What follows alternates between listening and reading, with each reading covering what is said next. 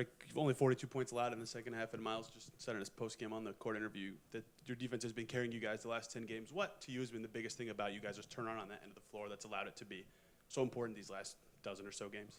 Well, our health has improved. That's one thing. And, we've worked very hard on it. And this goes back to over a year ago.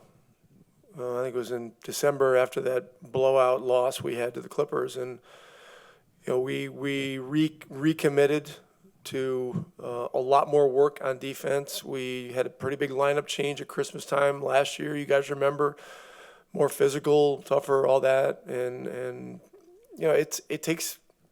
sometimes it takes a while. But we play a demanding style, and it's not for everybody. You don't see every team in the league picking up full court the way we do. It's hard. You don't see them, 7-footers up on pick and rolls at half court. Our guys are making big sacrifices to make improvements. And so, progress has been made, but it's, the work goes on. You just mentioned health. Maybe that's the answer. But what's key it being more consistent on that end of the floor these last, this season especially, but as you guys have gone on this run? Defense? Yeah, almost every game. Our guys have co-signed on the importance of defense. They're involved in the accountability aspects of defense. If you hear our huddles and hear our halftime locker rooms, they talk to each other about being better in situations. And we got a unique group of guys here. It's very, very special. And with everything that we went through in October, November, early December, this team could have cracked many times, but they always hung together. Pascal and Ty have been great leaders in the locker room, and Miles and TJ. And these guys know it's a long season. So we had a hellacious schedule at the beginning of the year, probably in large part due to the Paris trip, and everything's compressed, and we happen to have a lot of the better teams early, and that's challenging, but it hardens your resolve and it makes you tougher. And it either what do they say about pressure? It bursts pipes and it makes diamonds, and you hope that it's the kind of thing where it can bring out the best in us. And so we've been doing some good things, and we got more work to do. We were talking, obviously, at the beginning in pregame today about just, the rotation expanding and guys in the periphery having a lot of skills that you still need. I mean, it seemed like a lot of guys stepped up at big moments when he needed. Obviously, Thomas Bryant hit some big shots. Jarris Walker has a dunk at a big time. Ben Shepherd obviously hits down the dagger 3, I guess.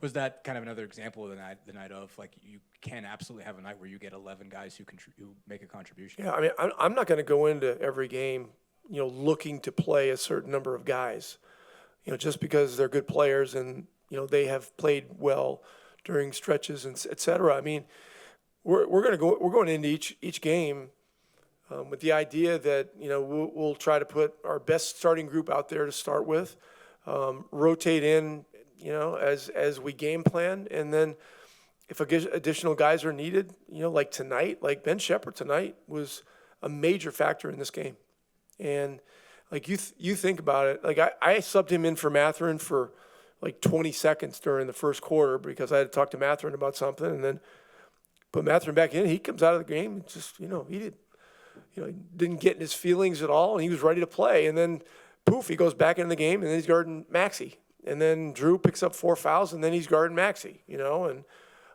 Maxey had a good game, but he didn't go for 44 points or whatever he did the game they beat us early in the year. And Shep had something to do with it, and so did Drew. So, look, and then Walker.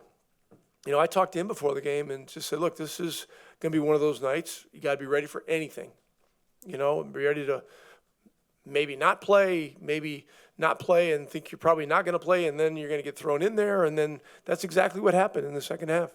And he was one of the guys that sparked a run that gave us some separation. So, hats off to those guys for being ready. Nesmith continues to make progress, and he's done a lot of work to get himself in a position to, play these minutes and be able to do some good things. So.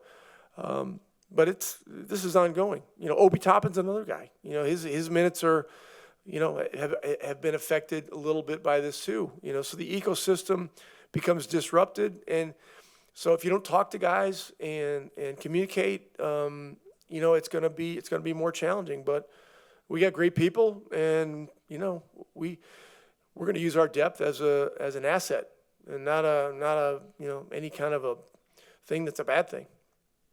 Would you like and not like against the zone? Obviously, when you expect to see zone a lot, you certainly expect to see zone against the Nick Nurse team. And what do you feel like you guys did well against it? Obviously, turnovers is something I imagine you're bothered by, but you obviously hit some big shots, did a lot of good sort of flashing through the zone there. I mean, just what did you like and not like? I like that we held them to 43 points in the second half, and their zone is disruptive. They're good at it. They seduce you into shots you don't want to take. They get you into the clock. But we had a lot of very good possessions where we hurt them.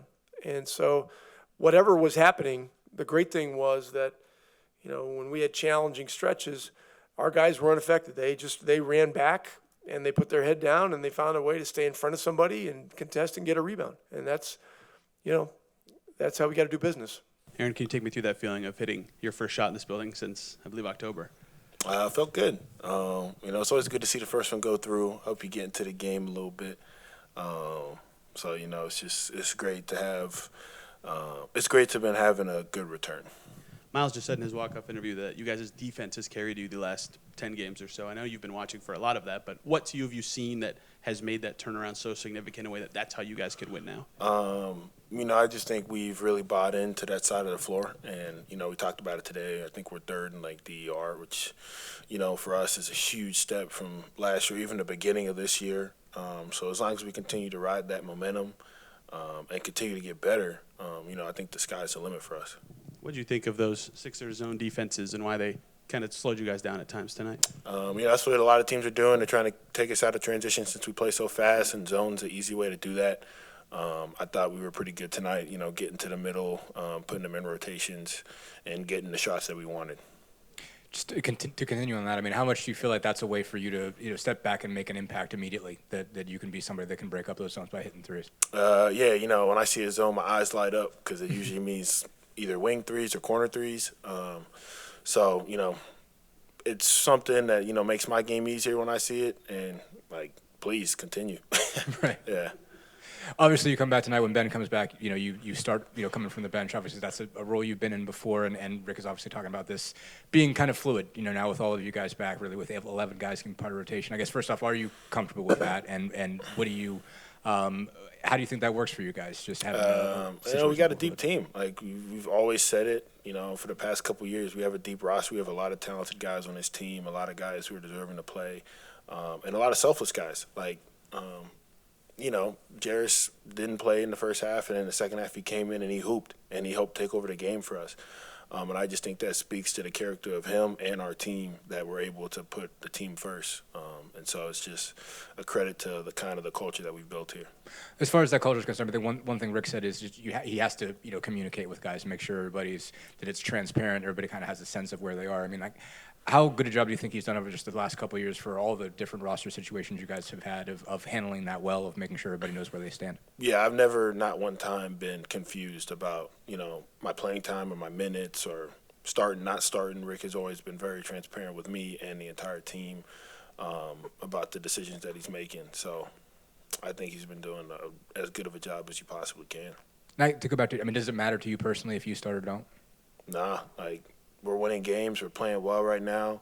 I just want to be able to do my part of coming in and, help continue to win these games seamlessly. So.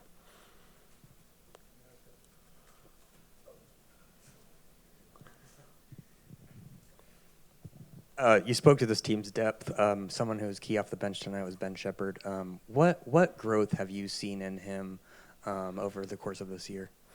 Just confidence, being comfortable, putting the ball on the floor, taking tougher shots. His defense is phenomenal. His energy is great. He's just a dude that whenever he gets into the game, you know what he's going to bring. And I think for, a second-year guy, that's irreplaceable and way above, kind of what you expect from someone with his experience. So it's such a blessing to have him on his team, and what he brings to us is, it's irreplaceable. What have you felt about Aaron's play in these last 2 seasons? Yeah, I mean, he's playing, 9, 10 minutes, scoring 12, 9. I mean, yeah, it's pretty quick out there. Looks like, it looks like he can play more than that if you ask me. But, I just think that he's been working hard every single day, can't wait to get back. I think it's just like every day people seeing him and be like, oh, when are you back? When are you back? I'm sure he's excited to be out there playing with us, and we miss him, obviously, like his versatility on defense, being able to space the floor for us also. Yeah, like he's been playing awesome. Like, it doesn't really look to me like he's injured. So, yeah, he's playing well. Have you been to Paris before, and what are your thoughts on a whole team going there for over a week in the middle of the regular season? Yeah, I mean, I've been to Paris, a couple of times. I mean, it's obviously nice, sexy city. But I think it's good. But at the same time, like we have a job to do. We have two games against a really good team. They have some good pieces. Obviously, they have Wemby playing in Paris. The home for him. So it's gonna be interesting. And I think obviously you want to enjoy it and have fun, but also like just you got to be able to have the job in mind and going out there and getting it done, like which is for us, getting a couple of wins and it'll be perfect if we get a couple of wins and enjoy, Paris and come back, so yeah, looking forward to that. Obviously, with Aaron coming back, you really have kind of 11 guys in a rotation, guys that have been used to playing in different roles, and now that gets shaken up a little bit. And you obviously saw tonight some guys, Jarrett's not playing until the second half. But what impressed you about how those guys handled it, especially tonight, and just being ready when their number was Yeah, it's going to be tough. And I think, Coach addressed that, so everyone knows it, and the guys, I think it's just a testament of, like, just, how good the guys have been, and I think – obviously, there's going to be some frustration, which is normal. It's human nature. But I think as long as, your mind is in the right place, and whenever you get that opportunity, you gotta show why you should be out there. And that's the advice I'm giving to everyone, talking to Walk, like just making sure that he understands that, like, whenever you get in there, you have two things to do. You can either okay, I don't want to say the word I want to say, but you can pout and, like, and be sad, or you can go out there and make an impact, which he did tonight. Like, I was super impressed with him not playing that whole time, and for a young player to come in the way that he did, I thought he changed the game for us, and that's what we're gonna need. I think Shep came in for like 2 minutes and then came back out and then went back in, was guarding Maxey. Like, I'm impressed with those guys, but that's what it's gonna take. And it could go either way. Like I said, you can either complain about it or you can go out there and show why you should be on the floor. You mentioned Coach addressing it. One thing he said is it's important on his end to communicate and make sure he's transparent. I guess, how have you seen that from your position, and how important is that, in a situation like this? Yeah, not everyone does that now. I haven't seen a lot of coaches do that. So, should be blessed to have that opportunity, because sometimes it's like you have no explanation. You just be ready to play or not, at the end of the day, So I think it's good that coaches communicating to the guys, and that's the spirit that we have on the team. We know we're family, and at the end of the day, it's all about, we have one goal, is to win. Like, and I always say that to guys, like, when we win, everybody gets paid, no matter if you played 5, 10, whatever minutes you played, if you had a positive impact and we're winning, everyone's getting paid and everyone is happy at the end. So I think that should be the goal for everyone, and that should be the mindset. And I mean, I'm just saying it. I'm trying to, it's going to be hard. There's going to be some guys going to be hurt, but guys going to have their feelings hurt. It's going to happen, but that's life. You just got to move on. You guys have obviously been zoned a lot. What did you like and not like about how you handled it today? Obviously, Nick is going to zone you guys a bunch. I mean, just what do you think you guys did? Yeah, Nick is going to Nick, so, like, he's going to do what he's got to do. And like, you just gotta. I thought we did. We have some periods where it was kind of slow, a lot of just moving the ball without attacking. But I thought for the most part we did a good job of attacking the zone, getting the open shots. Like, at the end of the day, they're gonna do a lot of different things. But I thought we handled it well. And at the end there in the fourth, like, we had some good enough stretches to be able to put the game away.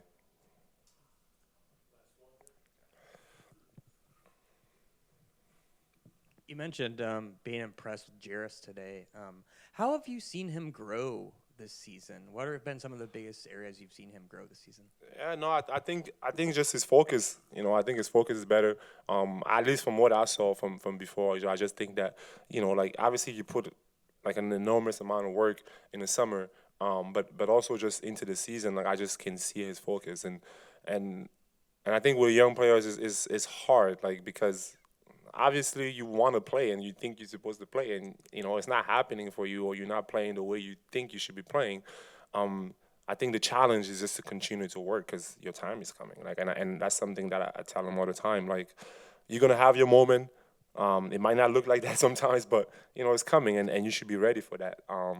And for me, I'm impressed with the way he's handled that this year. Like, like I've seen him before where he was really down, but I can see his spirit, his energy is still high for a guy that obviously has a lot of expectations on him, and I think he's doing fantastic, and we know what he can do on the floor when he's out there, and I think his confidence is going to continue to grow when he gets minutes. And one of the things I try to tell him, I know I'm rambling, but it's just to like do the little things. Like, he's so gifted and he can do a lot of things, but first you got to get on the floor, and to get on the floor you have to do the little things. You have to work hard on defense, get still, rebound, play hard, run. We play the pace. Like, just do what we need you to do, and then once your leash gets a little bigger, you get an opportunity to show your talent. But at first you got to get on the floor first.